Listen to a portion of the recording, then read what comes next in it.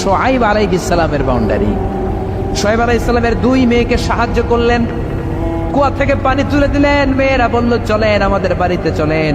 সাইয়েদনা মুসা ভাবলেন নতুন এলাকায় এসেছি, কাউকে চিনি না, ওদের বাড়িতে যাই।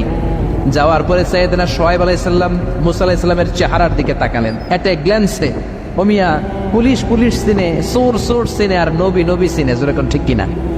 শুআয়ব আলাইহিস সালাম নিজে নবী, মুসা আলাইহিস সালামের চেহারার নূর দেখেই উনি বুঝে ফেললেন এটা ভাবি নবী, মানে ভবিষ্যতের নবী হতে যাচ্ছে। চিল্লায় বলেন আল্লাহু আকবার। শুআয়ব আলাইহিস সালাম প্ল্যান করে ফেললেন। দেখেন এক একজন নবী কি ভিশনারি ছিলেন। ওনার মেয়ের বয়স সফুরা, বয়স 8 বছর।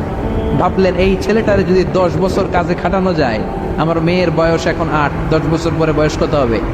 18। বিয়ে দেওয়ার উপযুক্ত বয়স, যেরকম ঠিক কিনা?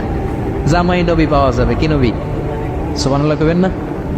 শুআয়ব আলাইহিস সালাম বললেন থাকো, ছাগল চড়াও, আগামীকাল থেকে তোমার কাজ কি? কাজ? আমার ছাগলগুলোরে